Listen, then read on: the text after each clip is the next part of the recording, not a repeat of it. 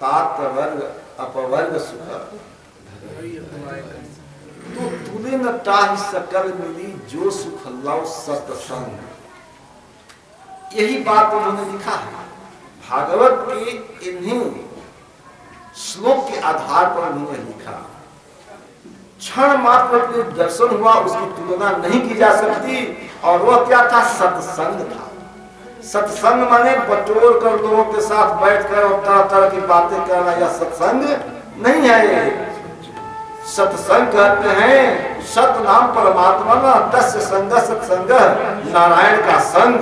अकेले में भी अगर नारायण का आप चिंतन करते हैं, इसका मतलब कि आप सत्संग करते हैं।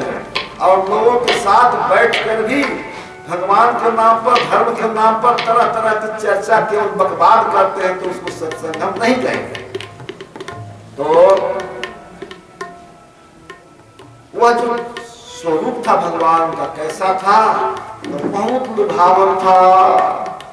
गजब लुभावन रूप रहे सो, गजब लुभावन रूप रहे सो, गजब लुभावन रूप रहे सो, गजब लुभावन रूप रहे सो।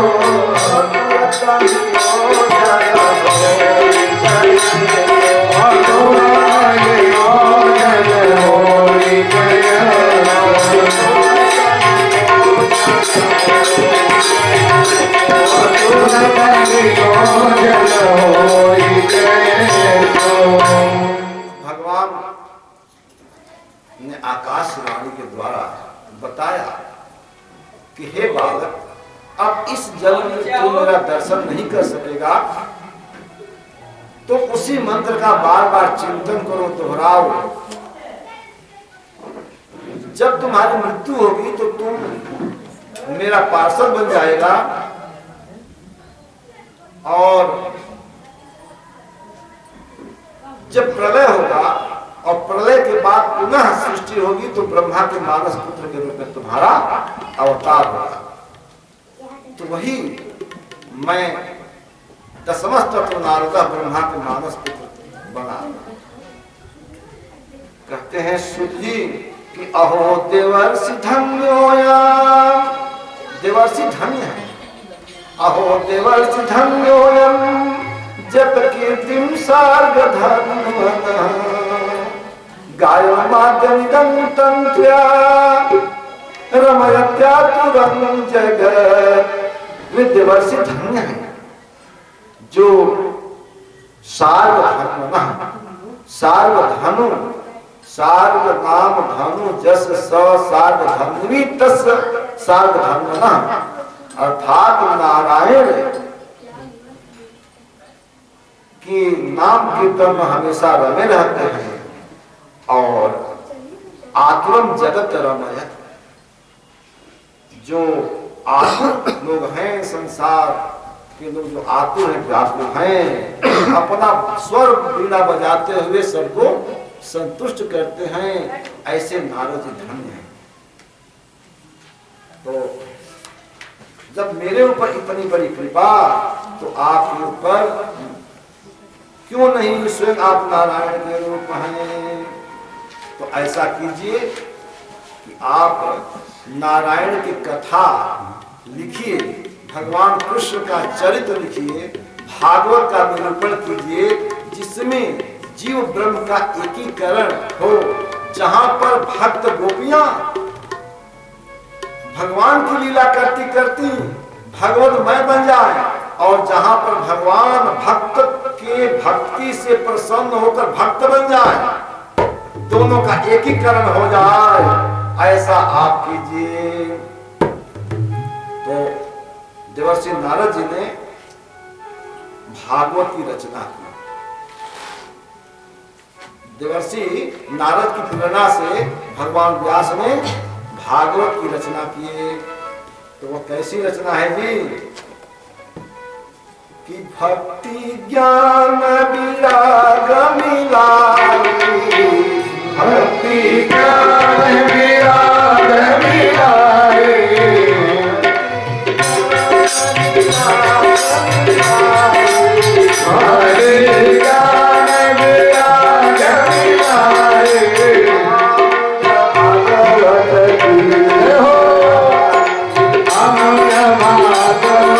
दिए बनाए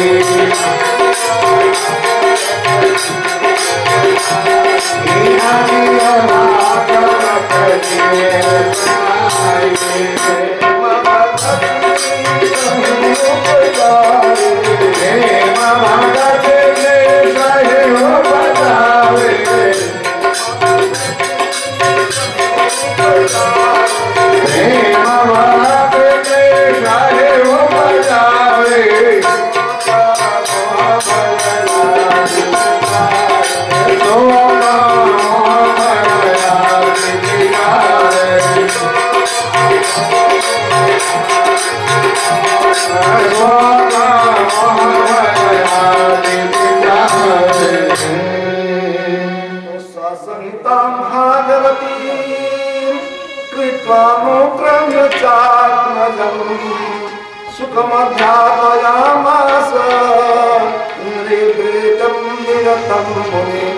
तो व्यास ने भागवती संहिता का निर्माण किया और अपने पुत्र सुखदेव जी को उन्होंने पढ़ाया, सुनाया नहीं, पढ़ाया। अध्यापयामास सीधे लिखते हैं पढ़ाया। तो जस्याम सूर्यमायाम कृष्ण परम पुरुषे भक्तिरुत्पद्यते पुंस शुक्र मोह भयापः। तो जस्याम वैश्वमाणायाम, जिस भागवत के सुन लेने के बाद भगवान परम पुरुष श्रीमन नारायण में भक्ति उत्पन्न होती है। कैसी भक्ति? शोक मोह भय को नष्ट करने वाली। पूर्व की बीती हुई बातों को सोच सोच कर फिर शोक में आप नहीं पड़ेंगे।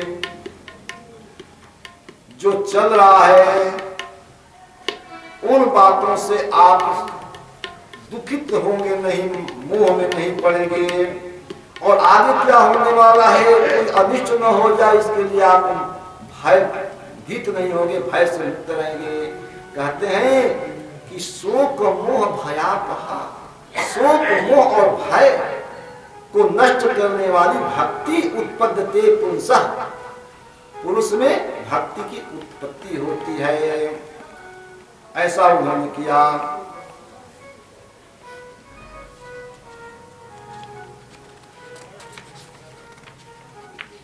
नारायण की कथा मृत का पान करने के लिए अब मैं वह बात बता रहा हूं जिसको सुनकर भगवान की कथा का उदय हुआ है। कहते हैं सूत जी कि परीक्षितोऽथ राजन से जन्म कर्म विलापनम संस्थां च पांडुपुत्राणां बच्चे कृष्ण कथोदयम्।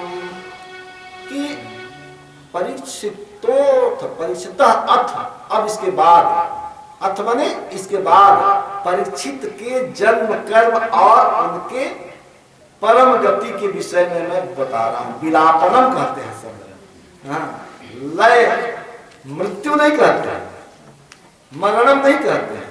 अर्थात भगवान अब परीक्षित के जन्म कर्म और उनके नारायण में विलय होने की बात मैं बता रहा हूं। और संस्थान च पांडुपुत्राणां, पांडुपुत्रों के संस्था का भी वर्णन करता हूं। संस्था माने सम्यक स्थिति, जत संस्था, सा संस्था, जहां पर पूर्ण रूप से लोग जाकर मिल जाए उसको संस्था कहते हैं। तो अंत में जाकर नारायण में सभी मिल जाते हैं जीव ना, इसलिए संस्था नारायण है, परमात्मा ही संस्था है। तो अब तो ही बताए परीक्षित के जन्म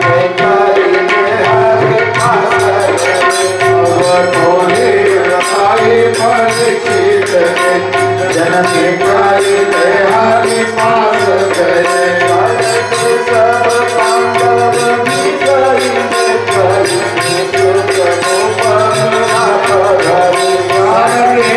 सब पांडव विजयी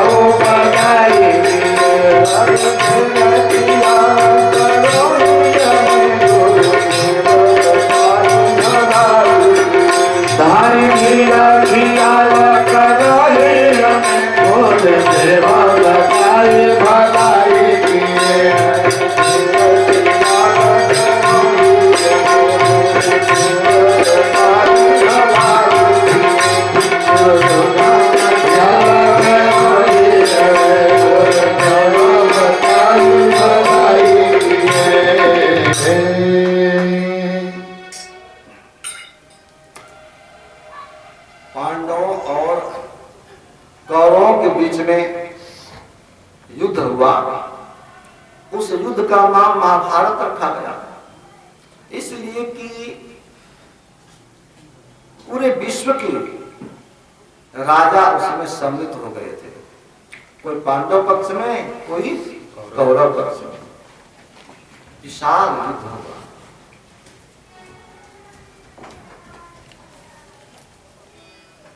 दुर्योधन के हृदय में था कि हमारी सेना बहुत बड़ी है, विशाल सेना है, तो हमारी जीत जरूर हो जाएगी।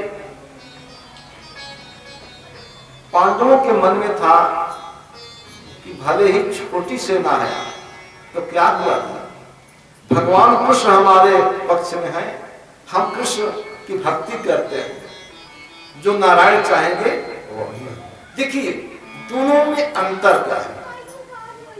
एक तरफ घोर अभिमान है और एक तरफ परम विनम्रता है। पांडव के पक्ष में विनम्रता है, भगवान में आस्था है, भगवान में प्रीति है, भगवान में भक्ति है। दुर्योधन के पक्ष में क्या है? अभिमान है, सेना बड़ी है, अहंकार। तो नाहंकारात् परो रिपुः, अहंकार सबसे बड़ा शत्रु होता है मानव का। अभिमान जहां पर आता है वहां पर नारायण कृपा कैसे हो सकती है? भाई एक ही मियाद में दूधू को तलवार रखे कोशिश करे तो कैसे होगा? तो उसी हृदय में आप चाहे कि अभिमान भी रख ले, उसी हृदय में चाहे कि भगवान को भी रख ले, तो दोनों संभव नहीं है। नारायण रहेंगे तो तुरंत अभिमान को हटना पड़ेगा। घोर युद्ध हुआ। उस युद्ध में पांडव पक्ष विजयी हुए, कौरव पक्ष की सारी सेना धराशायी हो गई।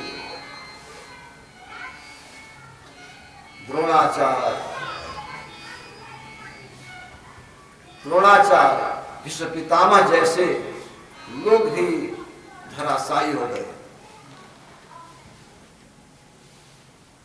तो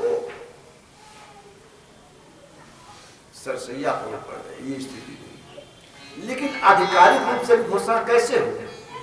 क्योंकि तो दुर्योधन सांस ले रहा था, दुर्योधन अभी मरने के किनारे पर था, कष्ट में परेशान था। गदा से मारकर भीम ने दुर्योधन की जंघा तोड़ दी थी। अब समय गिन रहा था। इतने में अश्वत्थामा दुर्योधन का मित्र वह गया और जाकर दुर्योधन से कहा कि मित्र, मैं चाहता हूं कि मरते समय भी तुम्हें खुशी दिखला दूं, तुम्हें मैं विजय दिला दूं। तुम तो हमारे ऊपर कभी विश्वास ही नहीं किए, तुम तो कृपाचार्य, द्रोणाचार्य, भीष्म पितामह, कर्ण पर विश्वास किए। मैं जा रहा हूं और पांडवों का वध करके उनका मस्तक तुमको दिखलाऊंगा, संतुष्ट करूंगा। देखिए यह जीव का बोध जब तक सत्य से नहीं होगा, जब तक अहंकार होगा, तब तक एक कुकर्म के बाद दूसरा कुकर्म, कुकर्म पर कुकर्म जीव करता जाएगा। जब उसे भान हो जाएगा कि नहीं,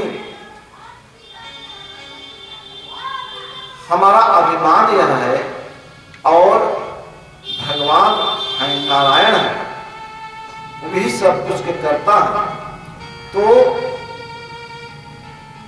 ऐसी स्थिति में मानव गलत काम से परहेज करेगा। समय था रात्रि का, भगवान कृष्ण पांडवों को लेकर कहीं चले गए थे।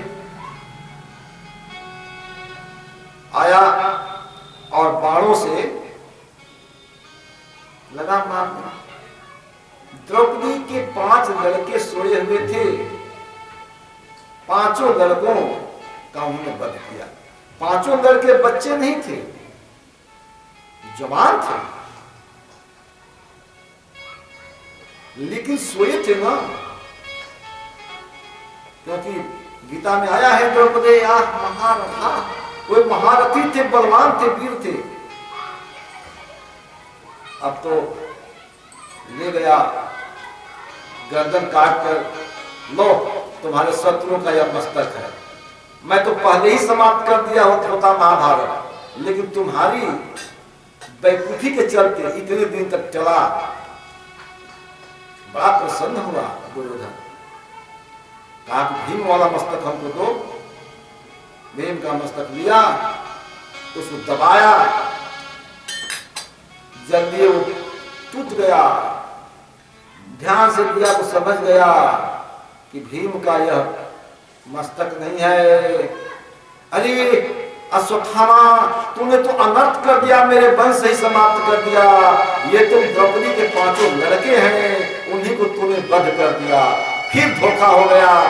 तो हर्ष और शोक एक साथ होने के कारण उसी समय दुर्योधन की मृत्यु हो गई।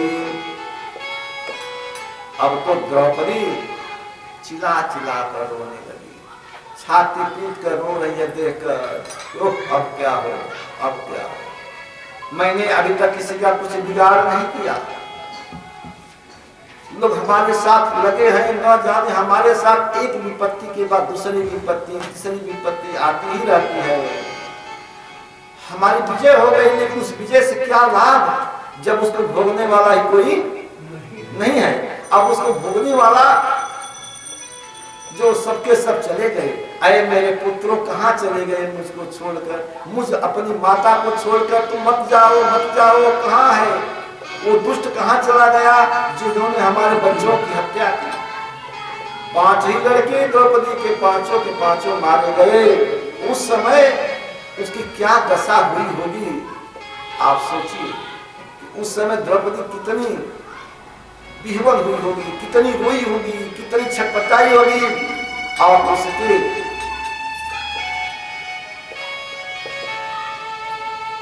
रो रही है।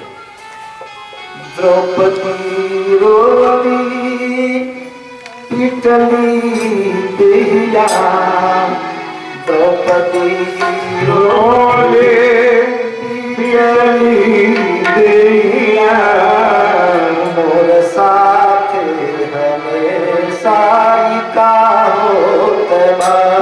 द्रौपदी रोली पिटली देहिया, मोर साथ हमेशा का होतबा।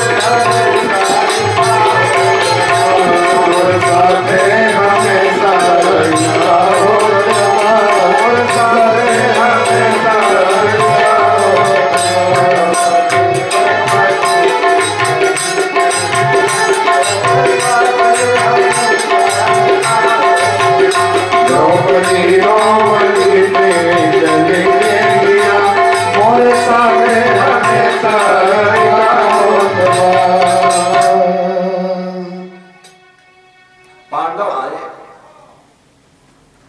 द्रौपदी की करुण पुकार को सुने, अपने बच्चों का मस्तक नहीं देख पाए, अपने लड़कों के मस्तक को नहीं देख पाए। बाण देखे, बाण को पहचान लिए कि यह तो अश्वत्थामा का बाण है। उन्होंने कहा कि हे देवी, मैं तुम्हारे आंसू को तब पोंछूंगा जब इस दुष्ट को तुम्हारे सामने खड़ा कर दूंगा और तुम्हारे आदेश से उसको दंड दिया जाएगा।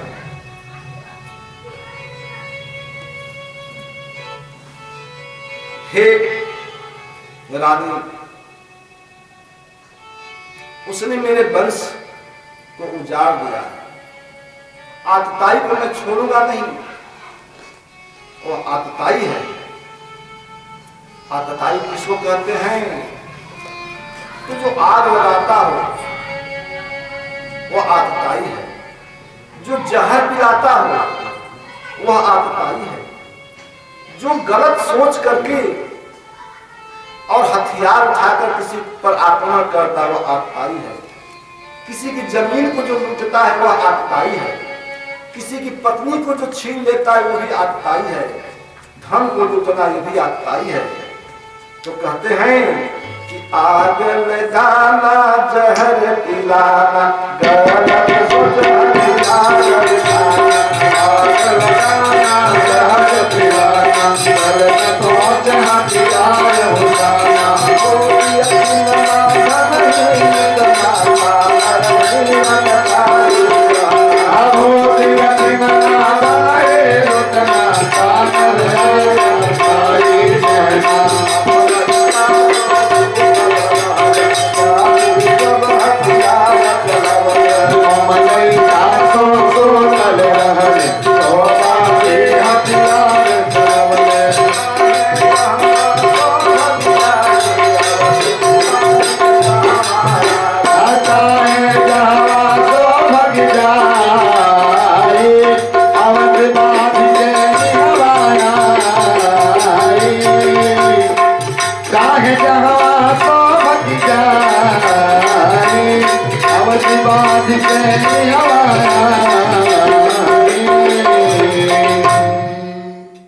भगवान कृष्ण को प्रणाम किए अर्जुन, रथ पर चले, भागने लगे अश्वत्थामा, घोड़े थक गए, रुक गए।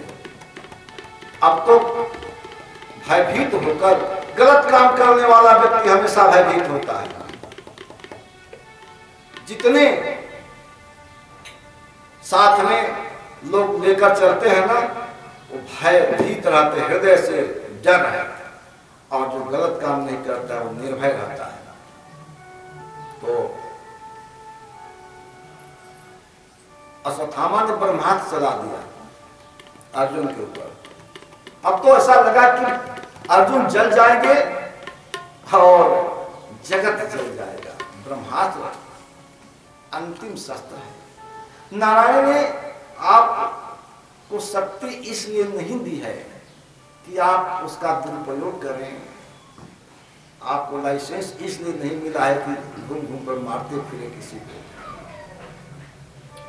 अर्जुन भगवान कृष्ण की प्रार्थना करने लगे, कृष्ण कृष्ण महाबाहो भक्तानां भयंकर, कृष्ण कृष्ण महाबाहो भक्तानां भयंकर, त्वमेव दह्यमानाना मपवर्गोस्ति संस्कृतेः।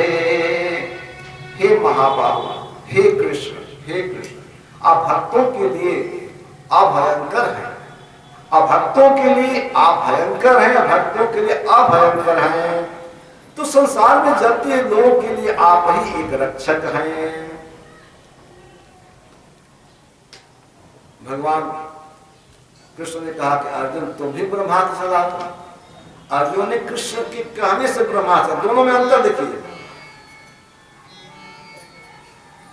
अपने जान की रक्षा के लिए अश्वत्थामा ने अर्जुन पर ब्रह्मास्त्र चलाया था और अर्जुन ने कृष्ण से आदेश लिया और भगवान कृष्ण के आदेश को पाकर तब उन्होंने ब्रह्मास्त्र चलाया। एक के साथ भगवान की कृपा है और एक के साथ अपने भय का कारण, अपने कुकर्म से भय है, दोनों में अंतर है। तो पक्ष तो मजबूत हुआ अर्जुन का। अर्जुन ने ब्रह्मास्त्र चलाया और फिर ब्रह्मास्त्र को वापस बुला लिया, क्योंकि अश्वत्थामा ब्रह्मास्त्र चलाने जानता था लेकिन बुलाने नहीं जानता था। दोनों पास में बांध लिए अर्जुन अश्वत्थामा को, लेकर खड़े कर दिए गए उनके सामने। द्रौपदी के सामने अश्वत्थामा खड़ा हो गया, बांध कर लाया गया, खड़ा कर दिया गया। अब देखिए ये कैसा दृश्य है कि जिसके 5 लड़के मारे गए हैं और उसके सामने लड़कों के हत्यारे को खड़ा कर दिया गया है और कहा गया कि देवी यही तुम्हारे बच्चों का हत्यारा है, अभी इसको दंड दिया जाएगा, आदेश करो। तो आजकल की स्त्रियां क्या कहती हैं, मत दिखलाइए, जल्दी इसको मार कर फेंक दीजिए, ये नहीं कहेगी। अरे किसी के लड़के को कोई दूसरा डांट देता है तो औरतें चंडी बन जाती हैं, झगड़ा करने को उतारू हो जाती हैं। और वहां पर तो 5 एक नहीं 5 का 5 को मार दिया गया है। उस समय द्रौपदी की क्या स्थिति हुई होगी, यही हत्यारा है। द्रौपदी कोई साधारण नारी नहीं थी जी, अग्निकुंड से उत्पन्न होने वाली वह शक्ति थी। सोचती है कि भला बताइए, ये ब्राह्मण का लड़का, गुरु का लड़का, इसने तो गलती किया, अपराध किया, लेकिन इसकी मां, उसने क्या अपराध किया है, ये मारा जाएगा। तो जैसे मैं अपने लड़कों के लिए रो रही हूं, उसी तरह से इसकी मां भी इसके लिए रोएगी। तो अपराध किया इस ताई ने, अपराध किया इसने और दंड भोगेगी इसकी मां। ये अच्छा नहीं है। दूसरी बात, ब्राह्मण है और गुरु ही अपने पुत्र के रूप में उत्पन्न हुआ है, क्योंकि शास्त्र की मर्यादा है। शास्त्रों ने कहा है कि आत्मा हो जाए ते पुत्र, पिता ही पुत्र के रूप में उत्पन्न होता है।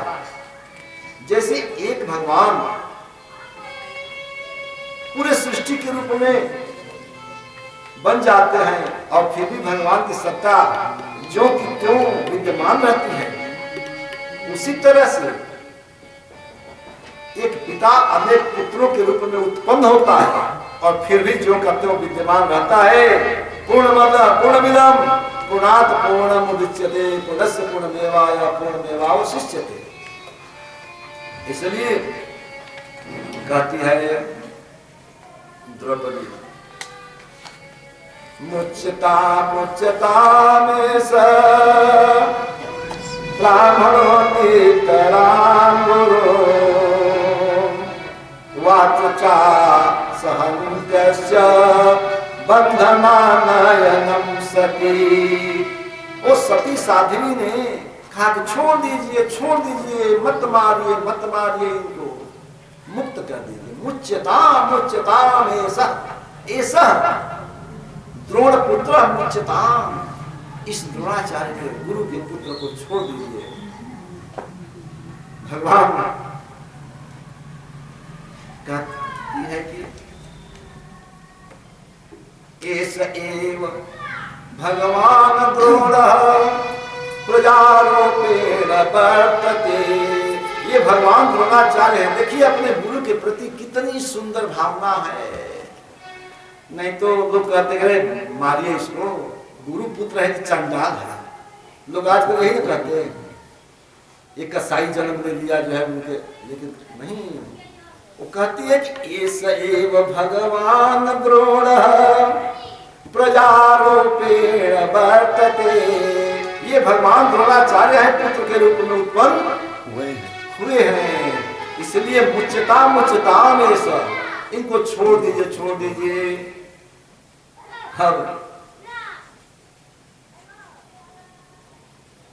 द्रौपदी की बातों को कृष्ण,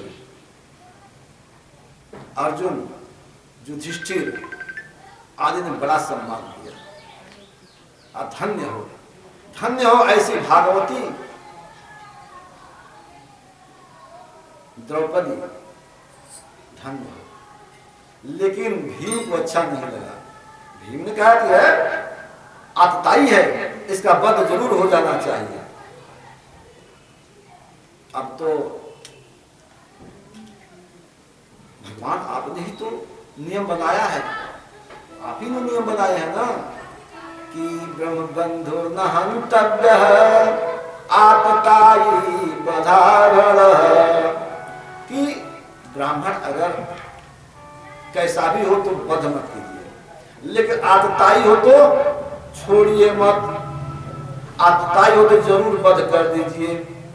तो ये तो आतताई भी है, ब्राह्मण भी है, तो मारने लायक भी नहीं है और छोड़ने लायक भी नहीं है। तो अब क्या करना किया जाए, मार दिया जाए, छोड़ दिया,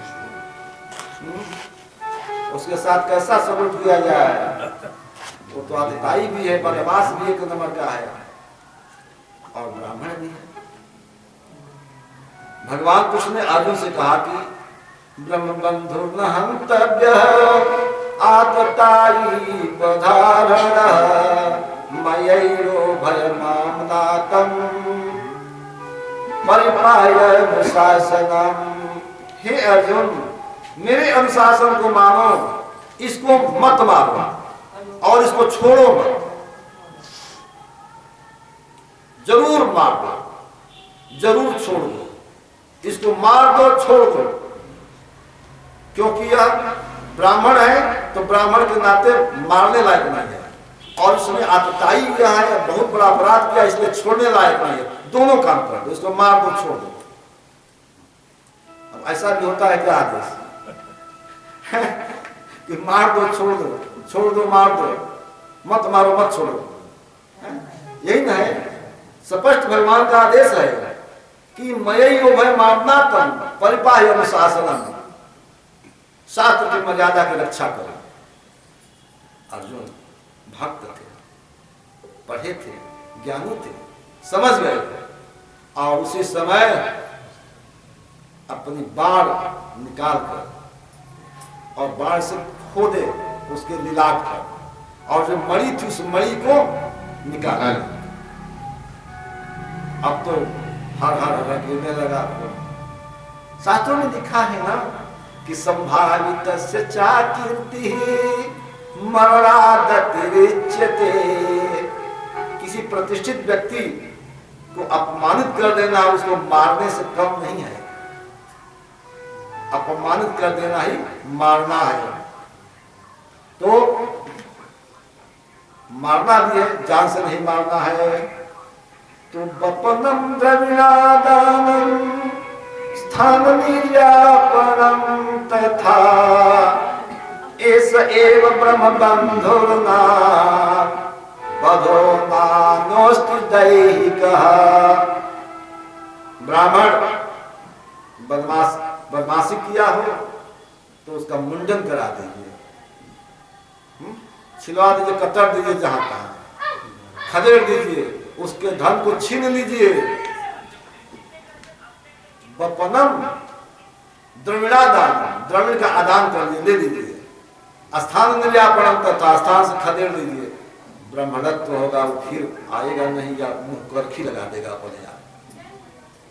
आजकल तो थोड़ा बेहाया जो होगा क्यों ऐसा करेगा कि चलो ठीक है ठाक है, लेकिन फिर वो सामने आएगा क्या जब अपमानित हो जाएगा कोई तो छोड़ दिया गया। अश्वत्थामा ने विचार किया कि मैं तो इसका बदला लूंगा जरूर। देखिए एक से जड़ी लोग होते हैं संसार में। एक तो वह किया गलती कि अपने मित्र दुर्योधन के चलते द्रौपदी के 5 लड़कों की हत्या किया। दूसरी गलती कर रहा है कि मैं छोड़ूंगा नहीं, अच्छा मैं छोड़ूंगा नहीं। राजा बन गए युधिष्ठिर जी महाराज।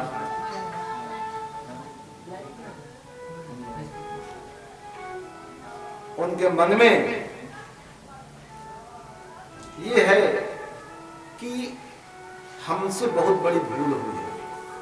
देखिए सही आदमी हमेशा डरता है कि हमसे कुछ गलती ना हो जाए, और जो रातों दिन गलती में लगा है वो क्या डरे लगे। तो उनको भय है। कुंती नारायण की स्तुति करती है। भगवान जाना चाहते हैं द्वारकापुर। क्यों? कि भगवान के अवतार के 3 कारण है। 3 काम के लिए भगवान अवतार देते हैं ना।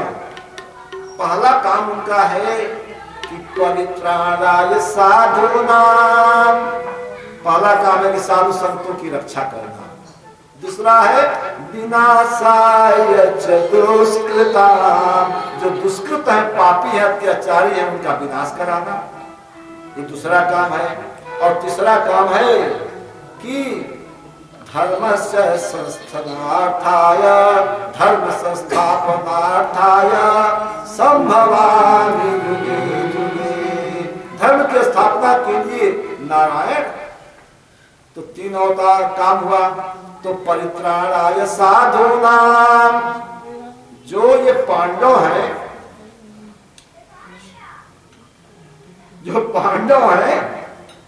वे साधु स्वभाव वाले हैं, सज्जन स्वभाव वाले हैं। तो उनकी रक्षा हो गई। और विनाशाय च दुष्कृतां। जो दुष्कृत हैं, जो दुष्ट पापी हैं, उनका विनाश भी हो गया। और धर्म की स्थापना भी हो गई। धर्मराज युधिष्ठिर राजा बन गए। तो अब मेरा काम यहाँ क्या? तो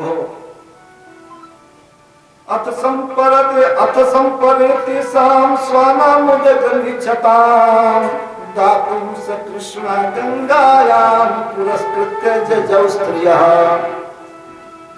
कृष्ण भी साथ में है। पहले गंगा तट पर हो गए, स्त्रियां आगे आगे गई, पीछे से पुरुष लोग थे धाव में। पांडव कृष्ण और किस लिए?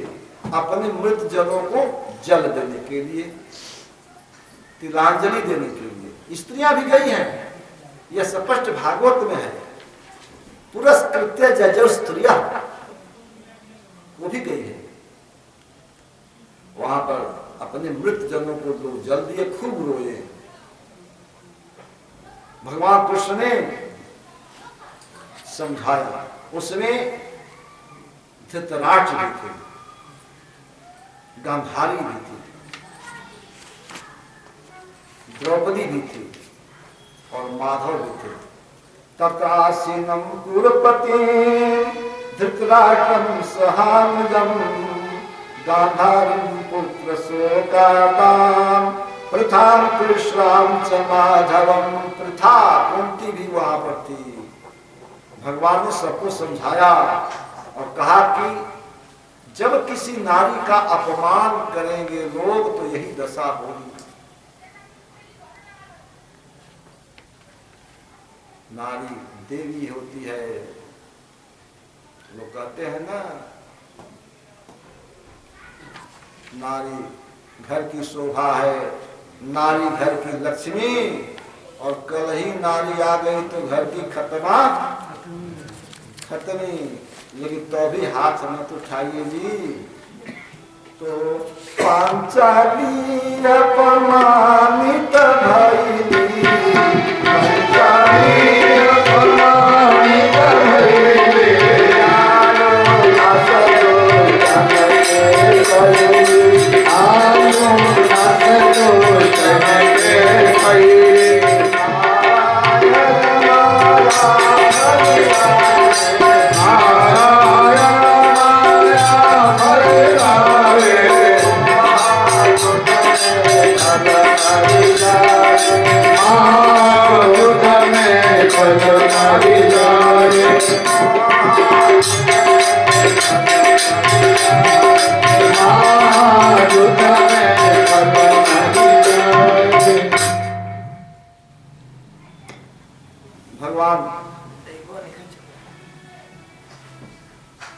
भगवान जाने की तैयारी में है। उसी समय महल से दौड़ी हुई अर्जुन की पत्रोह, अर्जुन वधु अभिमन्यु की उत्तरा के बाल खुल गए हैं, झोंटा उड़ रहा है और साड़ी नीचे बिखर रही है, असहाय होकर आ रही है।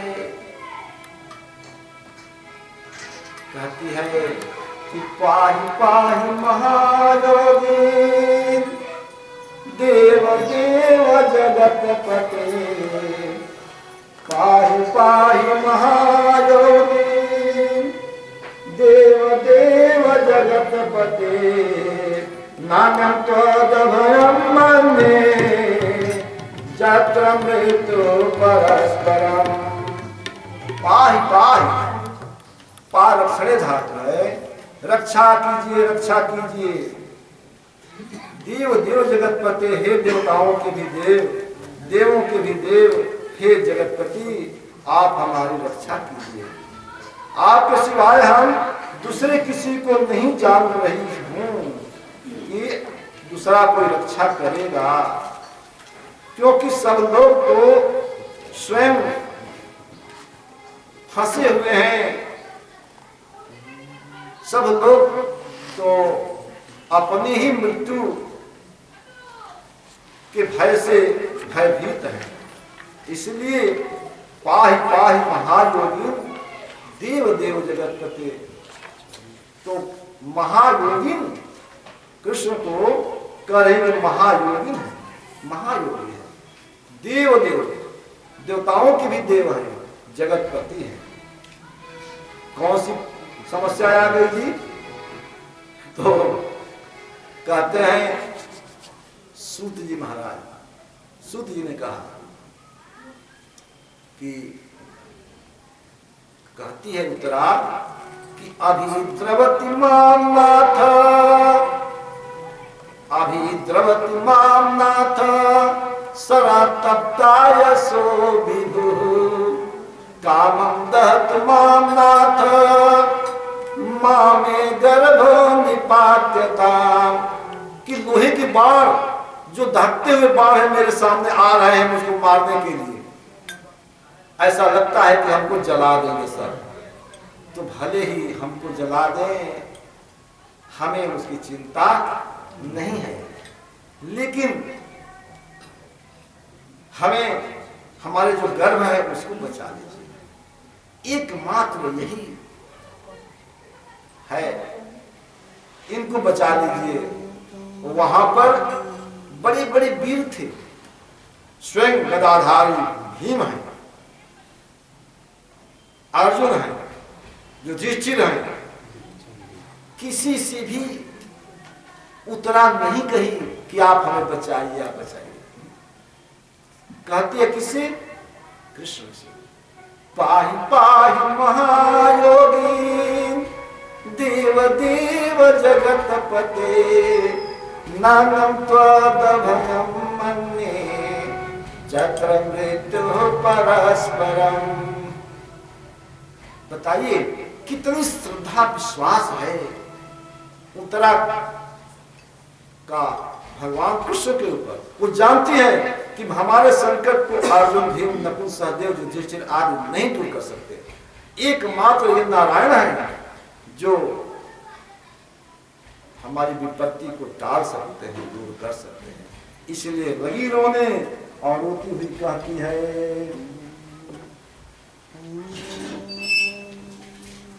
अरे हमारा पायली विपत्ति आयो हो लागी देहिया जाए, हमारा पायली विपत्ति आयो हो लागी देहिया जाए, हमारा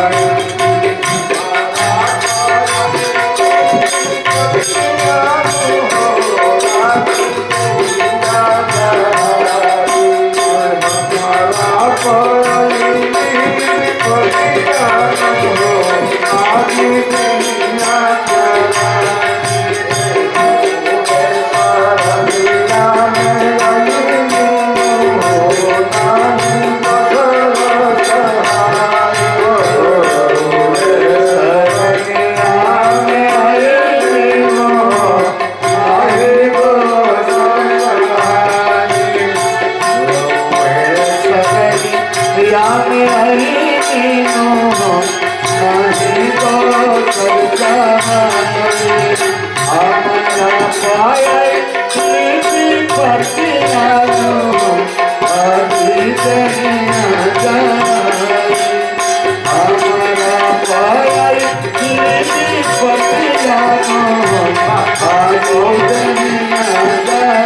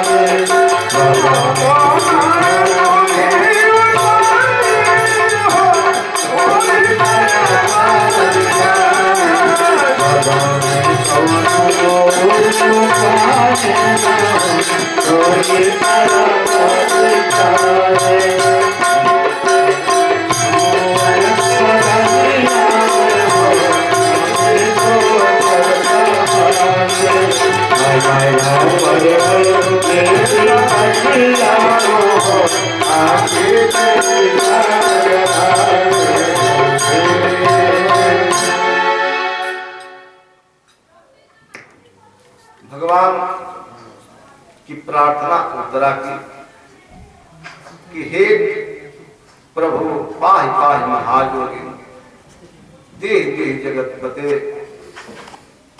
पाहि पाहि महायोगी देव देव जगतपते। भगवान को कौन जो कष्ट में रहेगा वो बताएगा, तब तो भगवान आएंगे। भक्त पुकारता है, भगवान आते हैं। यहाँ भक्त तो पुकार ही नहीं रहा है, भक्त की महतारी पुकार रही है, भक्त की मम्मी, भक्त की माँ पुकार रही है। भक्त तो गर्भ में है। भगवान ने सोचा कोई बात नहीं, यह प्रतिनिधि है। भगवान तुरंत ही उत्तरा के गर्भ में प्रविष्ट हो गए और अपने गदा चक्र के द्वारा ब्रह्मास्त्र को शांत करने लगे। अश्वत्थामा ने उत्तरा के गर्भ को नष्ट करने के लिए ब्रह्मास्त्र चला दिया था और वही जलन हो रही थी। भगवान ने सोचा कि वो भक्त है और उसकी मां भी भक्त है।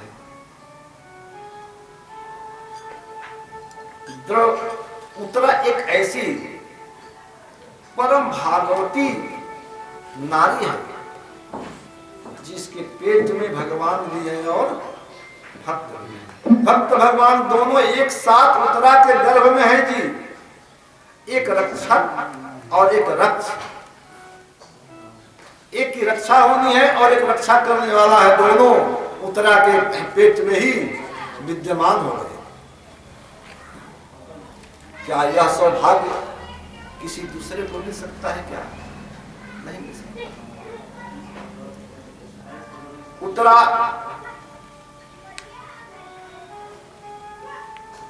की सास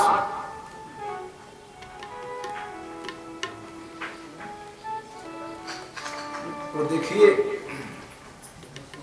सुभद्रा वही ना है उत्तरा की सास। सुभद्रा की स्थिति यह है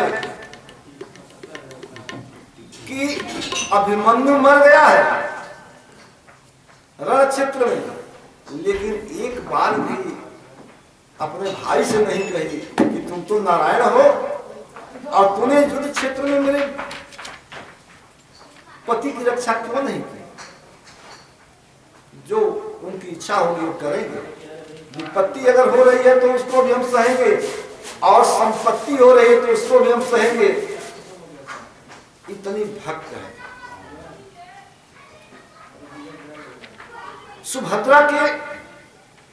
सुभद्रा की सास कुंती को देख लीजिए। कुंती कैसी है? कुंती है कि भगवान कृष्ण कहते हैं कि क्या चाहिए बुआ तुमको? कहते हैं कि हमको विपत्ति दे दो। इसलिए कि संपत्ति हो जाने पर तो लोग अंधे हो जाते हैं, अभिमानी हो जाते हैं, और जब विपत्तियां आती है तो विपत्तियों में भगवान याद आते हैं। हे नारायण, जब जब हमारे ऊपर विपत्ति आई, हमारे बच्चों के ऊपर संकट आया, तब आपने रक्षा की। हमारी पुत्र बहू द्रौपदी को आतताई नंगा करने की ठान लिए, तब आपने लज्जा बचाई। जहर पिलाया गया हमारे बच्चों को, आपने बचा लिया। लाक्षागृह में जलाने की बात आई तो लाक्षागृह से आपने ही बचाया। दुर्वासा के क्रोध से आपने ही रक्षा की, और महाभारत के समय में आपने ही विजय दिलाई। तो हमको तो चाहिए विपत्ति ही। तो आपको मैं पहले प्रणाम करती हूँ नमस्ते पुरुषं त्वाद्यमीश्वरं प्रकृते परम। आप प्रकृते परम, प्रकृति से ऊपर है। प्रकृति को भी बनाने वाले आप ही हैं, मायापति प्रकृतिपति आप ही हैं भगवान। नमस्ते पुरुषं त्वाद्यमीश्वरं प्रकृते परम। अलक्ष्यं सर्वभूतानां अंतर्बहिरवस्थितम्। कोई आपको देख नहीं सकता, आप अलक्ष्य हैं। सर्वभूतानां, सभी जीवों से आप अलक्ष्य हैं, लक्ष्य नहीं। और अंतर्बहिरवस्थितम्, अंतर बाहर दोनों तरफ, बाहर भी है जीव के, अंदर भी है। कोई ऐसा जगह नहीं जहां पर आप विद्यमान नहीं है। तो मैं तो आपको प्रणाम करती हूँ। कहती है कि कृष्णाय वासुदेवाय देवकी नंदनाय च नंद गोप कुमाराय गोविंदाय नमो नमः। कृष्ण वासुदेव, देवकी नंदन, यशोदा नंदन, नंद नंदन, ऐसे गोविंद को मैं बार बार प्रणाम करती हूँ। नमः पंकजनाभाय नमः पंकजमालिने नमः पंकजनेत्राय नमस्ते पंकजावये। ऐसे कमल नयन, कमल नाभ, जिनके नाभि से कमल प्रकट हुआ, जिस पर ब्रह्मा की उत्पत्ति हुई, ऐसे नारायण को मैं प्रणाम करती हूँ। वह कुंती भगवान की प्रार्थना करती हुई कहती है कि श्री कृष्ण गोविंद हरे मुरारे हे देवकी नंदन तोहि जाए। श्री कृष्ण गोविंद हरे मुरारे हे देवकी नंदन तोहि जाए। वासुदेवा प्रभु जी हमारे राधा बिहारी वासुदेवा प्रभु जी हमारे राधा बिहारी तुम हमारे।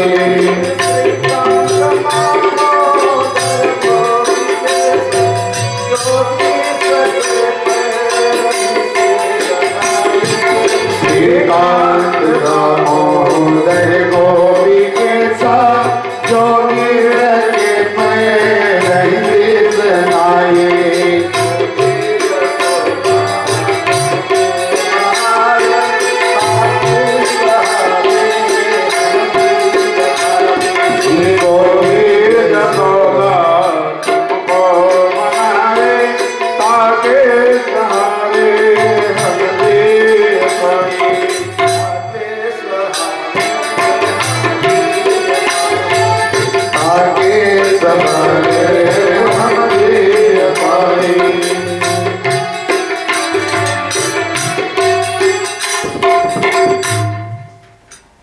कहती है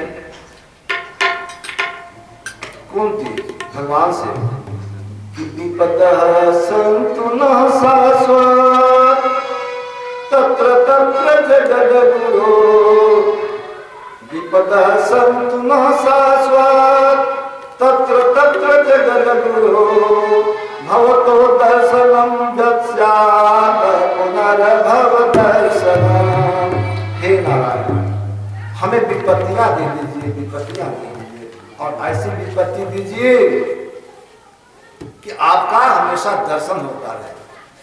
जब जब विपत्ति पड़ती है आप ध्यान देते हैं, आपका एक बार दर्शन हो जाने के बाद न पुनर्भव दर्शनम, फिर भव का दर्शन अर्थात संसार का दर्शन नहीं होता है। अर्थात आपका दर्शन जन्म और मृत्यु को मिटा देने वाला है, मानव के सभी कल्याणों को उत्पन्न करने वाला है।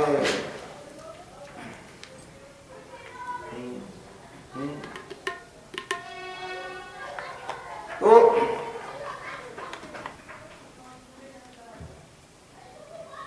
युधिष्ठिर जी महाराज के कहने पर भगवान वहां रुक गए, फिर गए नहीं।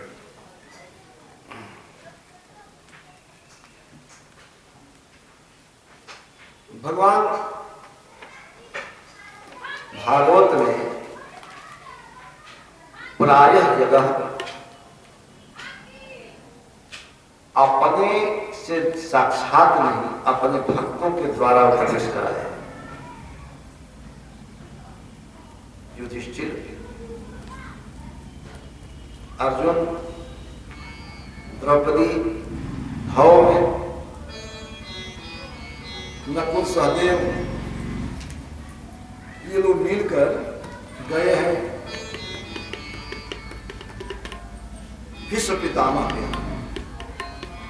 थोड़ा भीष्म पितामह पर ध्यान दीजिए आप लोग। भीष्म पितामह परम ज्ञानी हैं, भगवान कृष्ण को पहचानते हैं, उनके तत्व को जानते हैं। जब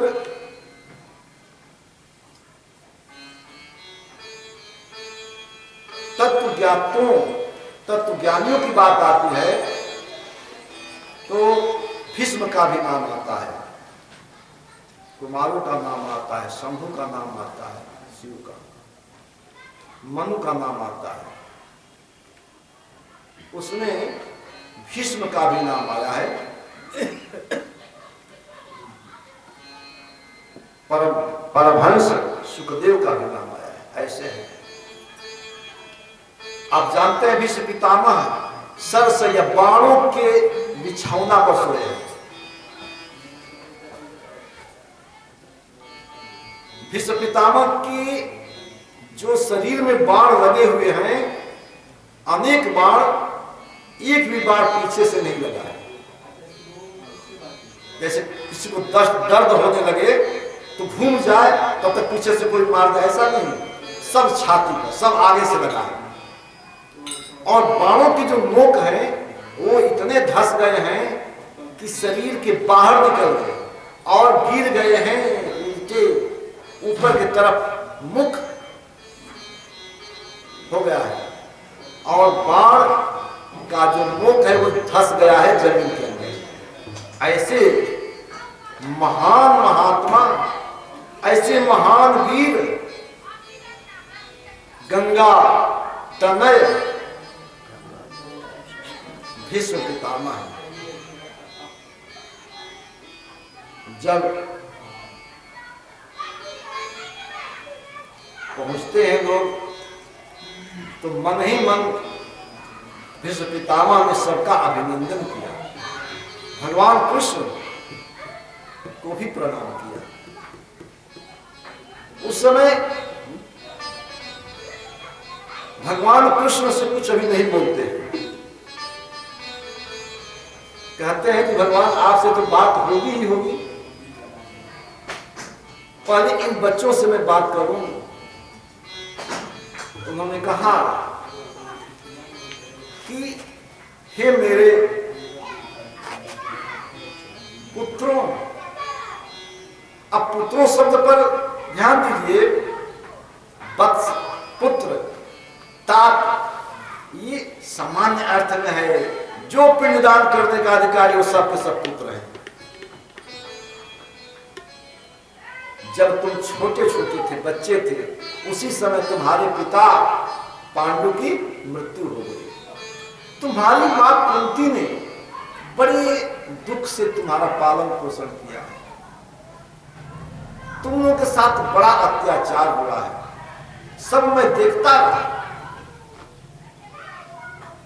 मैं बड़ा था लेकिन मैं बधा था अपनी बात से कि जो उस कुर्सी पर विद्यमान रहेगा उसके आदेश का ही पालन मुझे करना है। लेकिन ये समझ जाओ कि जहां पर भीम की गदा है, जहां पर अर्जुन का गांडीव है और कृष्ण के समान जहां मित्र हो, क्या उसका कुछ बिगड़ सकता है? नहीं बिगड़ सकता। जहां भीम के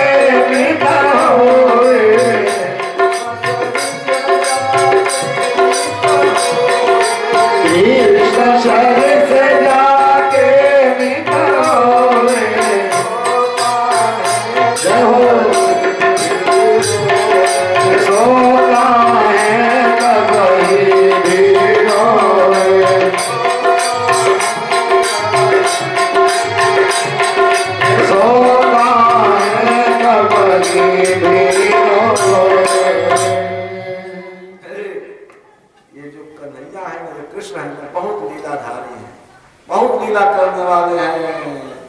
यही माधव है, यही काल है, कालों के काल है, भगवान है। यह पांडवों से भीष्म जी कहते हैं कि कृष्ण काल माधव भगवान